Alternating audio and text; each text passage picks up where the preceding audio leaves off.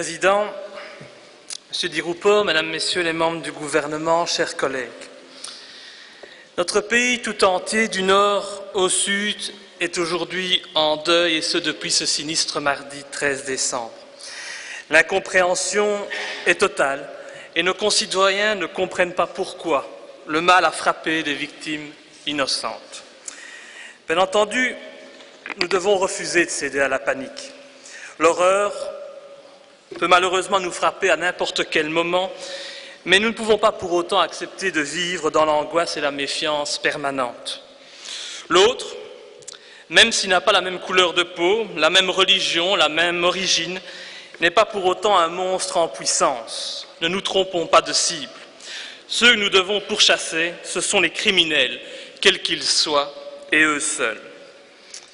Je voudrais aussi condamner les réflexes racistes qui circulent sur le net et dans la population, mais pour ce faire, le monde politique se doit d'apporter des réponses claires, fermes et rapides aux citoyens qui n'acceptent plus le laxisme de notre justice et qui souhaitent vivre en sécurité. Pendant de trop longues années, la logique politique fut d'agir avec un humanisme exacerbé à l'encontre des criminels. Nous leur avons bien souvent trouvé trop d'excuses, à en faire presque des victimes, alors même qu'ils ne méritent bien souvent pas notre compassion. Ainsi, Nordine Amrani était un criminel multirécidiviste bien connu de la justice. Malgré plus de 20 condamnations, la justice a fait preuve à son égard d'un humanisme et d'une compassion coupable. À presque chaque condamnation, Amrani a bénéficié de sursis ou de circonstances atténuantes. Ce mardi, pourtant, Amrani a démontré qu'il n'était pas digne de cette compassion et qu'il n'avait, lui, aucun respect pour la société, aucun respect pour la vie humaine. Ce drame démontre donc de manière implacable l'échec de la politique judiciaire et carcérale en Belgique. Amrani a tué d'innocentes victimes, mais le monde politique et les différents gouvernements précédents sont en quelque sorte, excusez-moi de le dire, complices de ce criminel. En 2008, c'est vrai, cet individu fut condamné à 5 années de prison.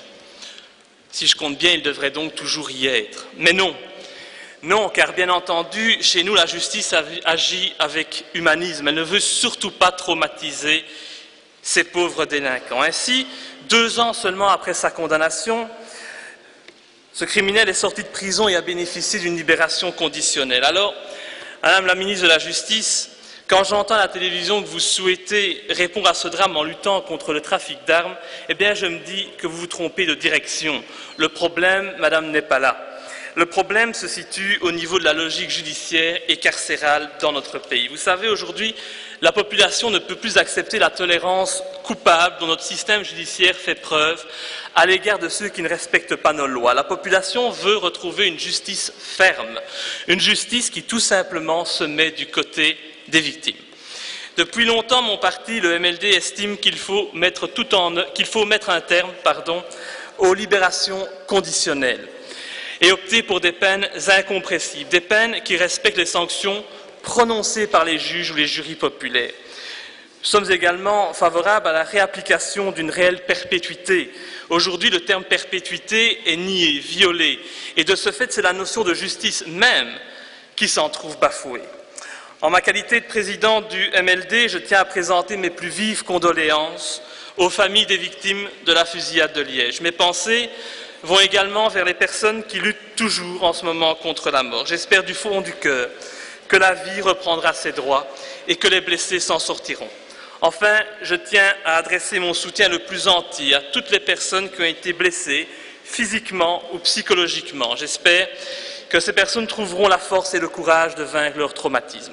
Pour terminer, je voudrais souligner la solidarité citoyenne qui s'est manifestée tout au long de cette journée tragique et qui continue à se manifester, mais aussi le courage des chauffeurs d'été qui n'ont pas hésité à braver le danger pour porter secours aux victimes.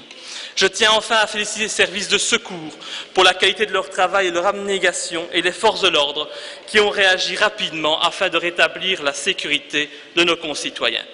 La Belgique n'oubliera jamais le 13 décembre 2011. Il revient maintenant au monde politique de prendre les mesures qui s'imposent pour qu'un tel acte ne se reproduise plus jamais. Je vous remercie. Merci beaucoup.